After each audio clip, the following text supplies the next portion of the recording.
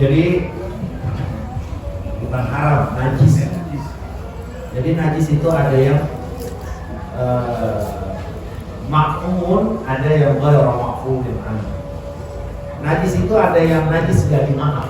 Artinya kalau najis tersebut mengenai air dan gitu, mengenai baju itu nggak bisa suci, nggak bisa dimaafkan. Maka apapun yang tersentuh oleh najis tersebut najis, harus dicuci. Ada najis ma'fun anhu. Najis ma'fun ini hukumnya najis, tapi dimaaf. Artinya kalau najis yang ma'fun anhu itu jatuh pada pakaian-pakaian kita pakai sholat, itu hukumnya najis, tapi ma'fun, dimaaf. Termasuk salah satunya cecak. Cecak itu dia termasuk binatang mala nafsala asai, yang gak punya aliran darah. Maka seluruh binatang-binatang yang tidak memiliki aliran darah dalam ketetapan mazhab Imam Syafi'i dia najis tapi ma'fun. Artinya ma'fun kenapa? Yang pertama kecilnya, yang kedua apa? Yang kedua nggak bisa kita terhindar dari tai. Nggak bisa kita. Orang dia mainnya di rumah-rumah kita, bener nggak? Kalau lama sampai seperti itu. Nah kalau satu ketika air kita, gitu kan, kejatuhan najis yang ma'fun, ya buang aja lempengan itu, maka air masih tetap dihukumkan suci karena dia ma'fun. Beda karena setetes kencing. Karena setetes kencing ini dia mah nggak mampu. Paham nggak kira-kira? Hukumnya seperti itu. Cuman kalau anti kita rawannya, kalau mau ganti aja dah, gitu. Najis ya, nggak jadi masalah. Karena hukumnya itu yang pertama pendapatnya nih. Nah yang kedua, ma'fun itu hanya diperlakukan di sholat, tidak pada makanan atau ini dalam kedua dalam masalah itu. Artinya apa? Mau dia najis ma'fun, najis yang dimaaf, atau najis yang tidak dimaaf, pada saat jatuh di air yang kurang dari 2 kula, maka air tersebut dihukumkan najis. Nah jadi kesimpulannya bagaimana? Bambu punya seember, air seember itu kan kurang dari 2 kula. Kejatuhan kayak maka najis itu air. Artinya apa? Udah nggak boleh digunakan buat itu. Nah, ini pendapat yang termasuk di as-sahih atau asal atau azhar dalam mazhab. Nggak boleh. Nggak ada air lagi. Nggak ada air lagi. Oh iya, kalau kagak ada lagi mau pakai aja dulu. Ntar baru ke mari belakang, kalau belakang nggak ada baru turun ihsan. Tapi minimal kita udah kagak kepet, gitu kan? Cuman belum ngangkat, belum istinja, karena syarat istinja itu airnya harus suci. Itu paham ya? Jadi kayak cecak, mau kecil, mau gede, mau najis yang dimaku atau yang tidak dimaku, apabila jatuh di air yang kurang dari 2 kula, maka air tersebut hukumnya najis. Ayo, ada lagi? Ayo, Balawan. Kalau kolam renang gimana Kek? Kolam renang gede. Serah, kalau kencing di situ juga kencing ya Pak. Jadi kolam renang itu termasuk air yang lebih dari 2 kula. Kalau kejatuhan najis, dia ditakdirkan oleh ulama, in ghayyara ahada awsafihi thalasa. Kalau memang pada saat kolam renang yang airnya lebih dari 2 kula kejatuhan najis, kalau memang najis tersebut merubah salah satu sifat air tersebut, rasanya, warnanya, baunya, nah maka dihukumkan najis. Kejatuhan lah segini pisang, itu kalau renang. Pas jatuh kita angkat, buru-buru kita buang, langsung kita cross check ke air. Ada baunya enggak? Enggak, normal, bau air. Warnanya berubah, enggak, bening, biru. Baunya sama, nggak ada apa-apa. Nah, maka air tersebut dihukumkan suci. Walaupun kejatuhan ini hukum untuk air yang lebih dari 20.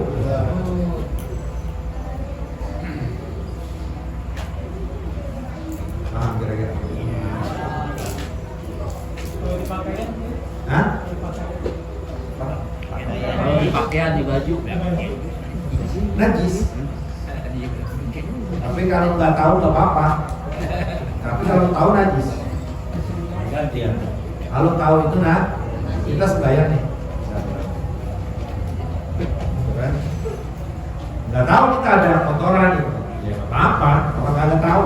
Kalau tahu baru boleh. Jadi kalau yang sifatnya itu di tengah, keluarnya atau jatuhnya di tengah dan kita tidak bisa menghindar, ini termasuk yang dimaaf. Kalau kita bisa menghindar, tidak. Kalau kita bisa ganti itu baju yang kena najis, lakukan. Kalau tidak, teruskan sholat itu. Nah nanti kelar sholat, dua pilihan, mau ulang atau enggak. Nah, ini pun jadi perbedaan, jadi perselisihan atau perbedaan di antara ulama. Pokoknya yang harus kita perhatikan, syarat sahnya sholat kita itu sucinya seluruh bagian tubuh kita, sucinya seluruh pakaian yang kita gunakan, sucinya seluruh pakaian yang kita akan jadikan sejadah dan tempat sujud. Itu harus suci. Suci dari najis. Mau najis yang terlihat atau najis yang tidak terlihat. Mau najis hissi atau najis hukum. Najis kelihatan atau najisnya hanya dihukumkan. Itu sejadah bekas kena kencing anak gua tapi udah nggak ada baunya, bau parfum, tetap hukumnya najis. Sampai gitu. Sampai seperti itu syarat yang ditetapkan Allah, yang disampaikan Rasul, yang dituliskan ulama-ulama sampai pada kita. Kenapa? Karena kita lagi ngadep yang maha suci. Ya itu tadi. Nah, kalau satu ketika kalau kita kejatuhan tikus, mau tikus hidup atau enggak, ya kalau tikus mati lah. Kalau tikus hidup mau enggak, buang aja langsung. Artinya kan tikus hidup, buang. Ya. Tikus itu nggak boleh dimakan, dia baru akan jadi bangkai kalau mati. Kalau satu ketika tikus hidup, jatuh ke kolom kita ya buang. Cuma tetap lihat tuh air, berubah enggak? Karena nggak menutup kemungkinan tikus ini bawa makanan najis. Oh ternyata nggak normal, ya udah. Itu kalau airnya lebih dari 20. Nah begitu juga kalau satu ketika air kolom kita kejatuhan bangkai tikus. Kolomnya ukurannya tanggung, pas kita angkat tikus nih air bau najis semuanya. Apakah harus kita buang? Ya kalau nggak bisa cara lain ya buang. Bisa nggak kita tambahin biar banyak? Bisa. Air itu bisa suci kembali dengan mukasarat. Apa mukasarat? Dengan terus ditambahin itu air. Sampai penuh, nanti baunya hilang, rasanya hilang, aromanya hilang, maka air tersebut kembali suci.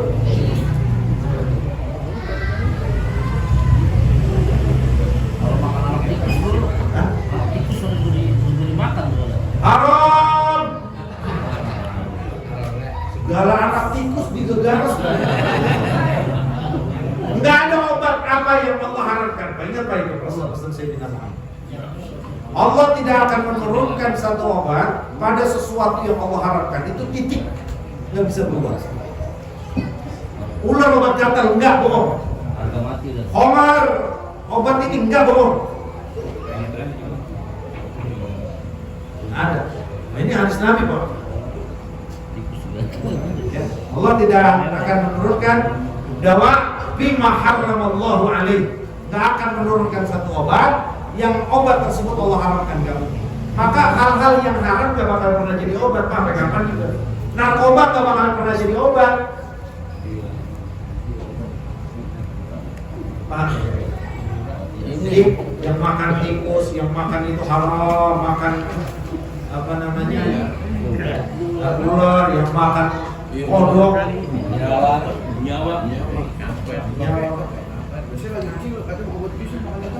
atau itu kagak boleh sejenis Dia sejenis cecak apa kadal? Oh iya, cecak haram. Kalau sejenis kadal boleh. Gitu. Jadi makanya kan kalau kita tanya, saya tanya di bapak-bapak, dia sejenis cecak apa kadal? Haram. Tapi kalau kadal boleh makan aja. Karena kadal kadal boy. Kadal di kita tuh boleh pas secara hukum. Binyawak malah ya. Gini, binyawak boleh nggak kita makan? Binyawak itu termasuk binatang yang makannya najis, bangke. Maka binyawak hukumnya itu haram untuk dikonsumsi. Dia masuk kategorinya jalalah. Andai aja ada binyawak yang kagak buas, kagak makan bangke, itu bisa boleh Pak.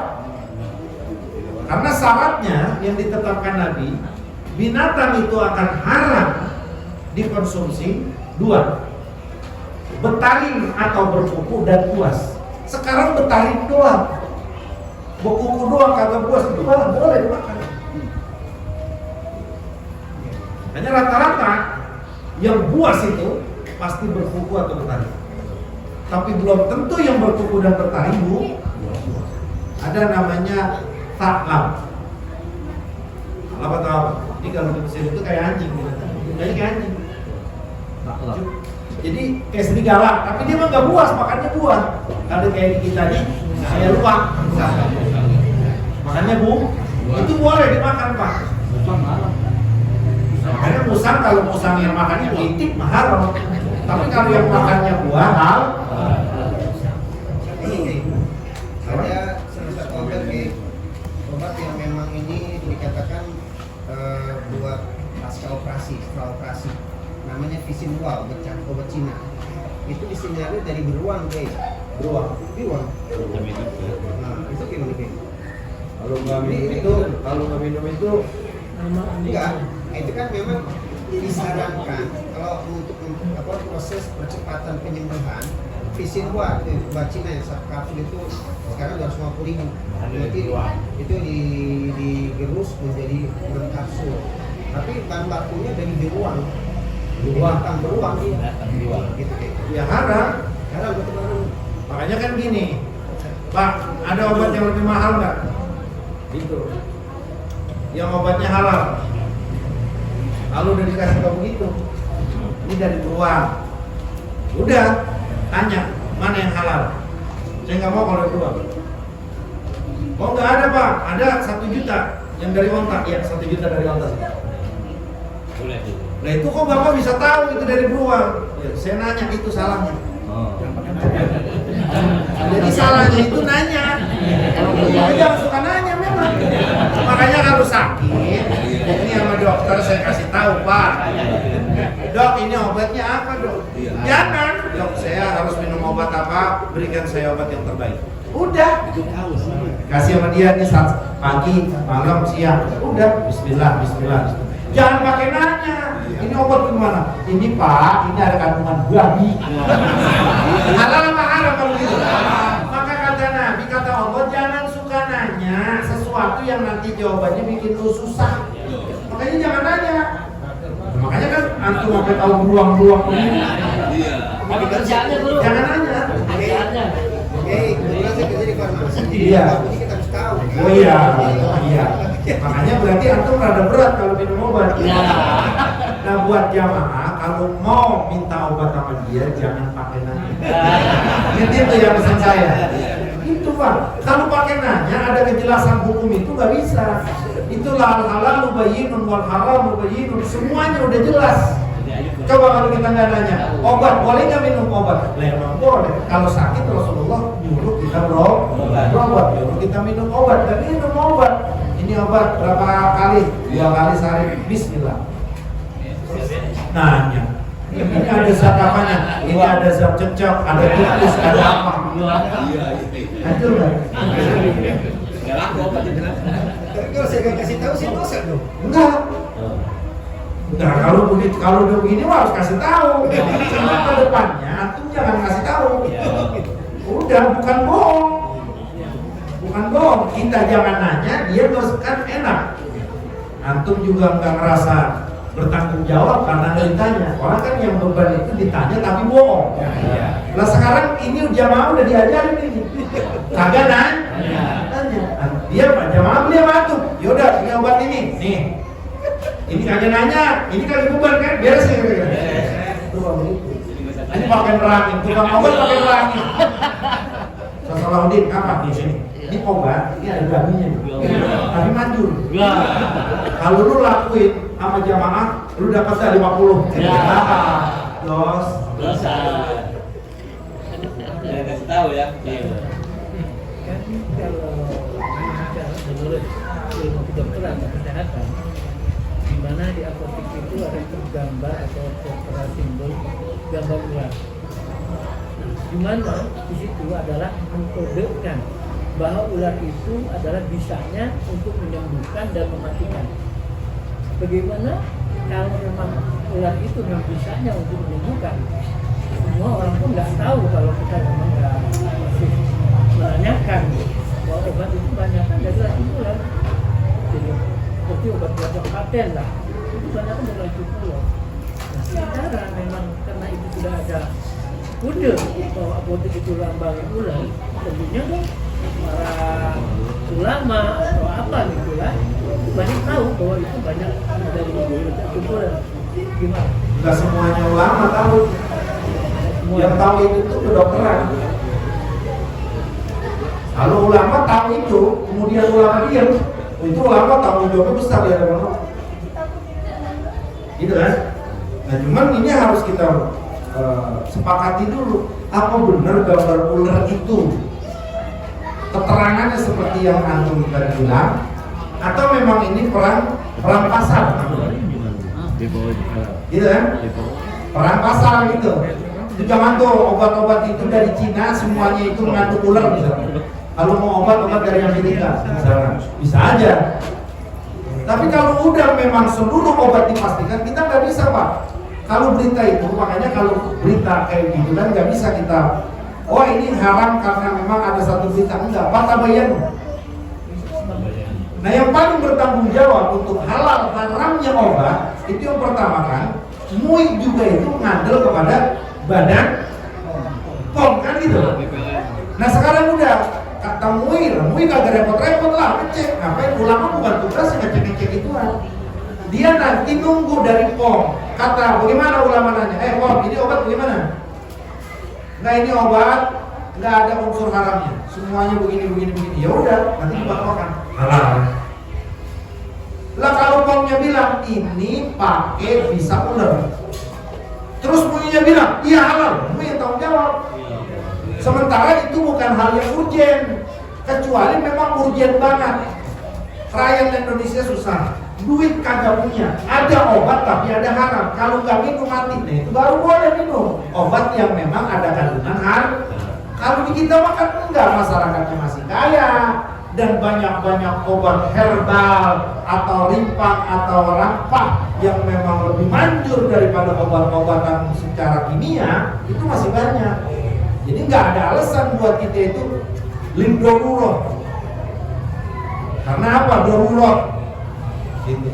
Nah ini juga termasuk dalam urusan obat-obat. Jadi jangan langsung kita, oh nggak apa-apa kalau obat, nggak bisa Pak. Dan dalam hal itu, ya tugas ulama itu meminta keterangan dari POM bagaimana nih obat. Nah sekarang POM anggap bohong. Nah yang tanggung jawab siapa? Bukan ulama, POM di hadapan Allah. Saya POM, Salahuddin ulama. Nanyalah dia sama saya sebagai POM. Ini obat bagaimana? Boh, ini obat bagus. Nggak ada unsur haram. Padahal anda bohong. Biar laku nih obat. Ya udah, misal sholat bilang hal. Sholat mah kagak bagus. Saya tanggung jawab di hadapan Allah. Gitu. Paham gak? Jadi di sini ulama bukan diam, tapi ulama ya memberikan kepercayaan kepada yang ahlinya. Pada saat ahlinya sudah memberikan keterangan bahwa ini tidak ada unsur-unsur haram, maka ulama mengatakan hak, dan ini seluruh dunia.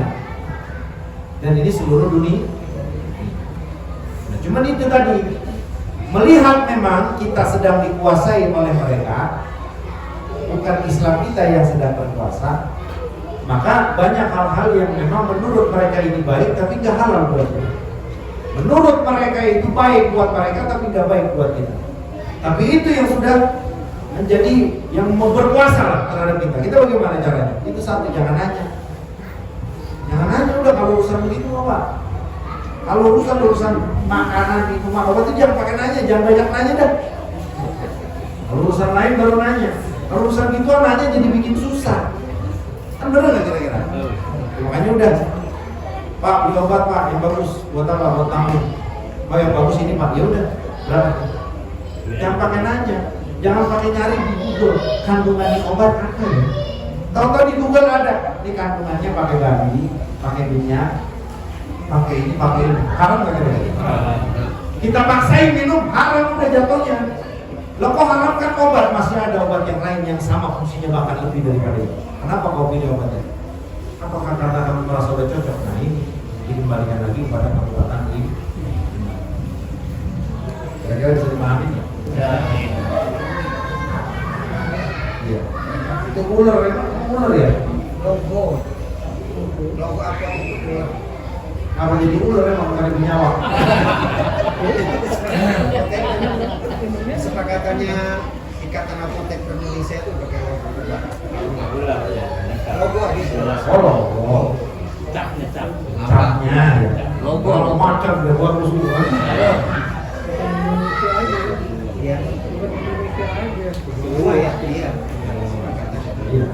Ya kalau hanya sekedar logo, ya silakan aja bebas-bebas saja. Kalau memang ada asumsi ke situ, ya harus ada data. Kalau ulama mah nggak sih, ulama kan bukan ahlinya. Mau ulama meneliti, ini ada kandungan juga bisa ulama mah. Ulama mah ada unsur apa nih? Nggak semuanya halal. Tok halal. Ini ada unsur babi halal. Ada unsur babi, cuma nggak ada obat lagi kecuali ini. Sementara ini butuh. Ya untuk ini kalau nggak mati, ya boleh. Masuknya dulu. Itu Pak, paham ya? Ada lagi sih? Satu lagi. Iya. Bro.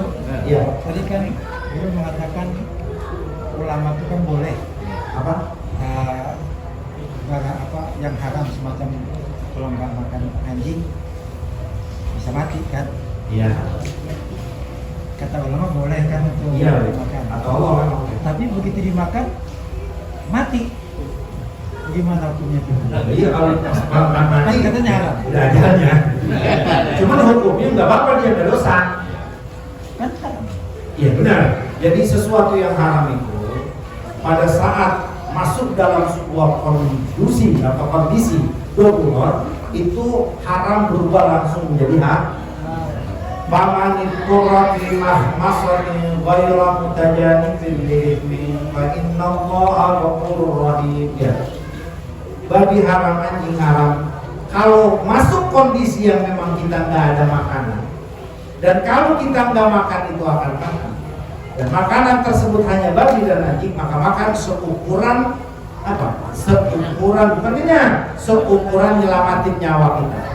Berarti kalau kenyang dua itu kan, kalau ngidupin mah nggak segitu, segini juga udah cukup.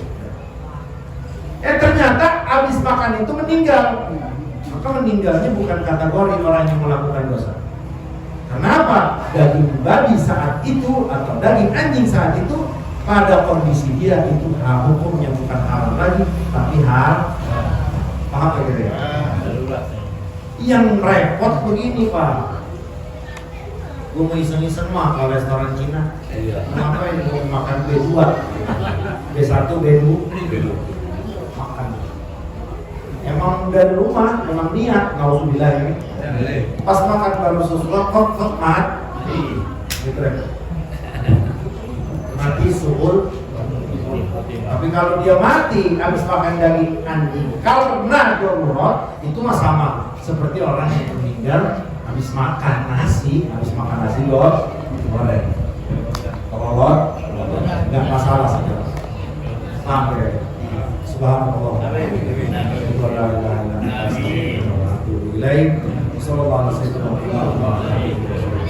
Alhamdulillah.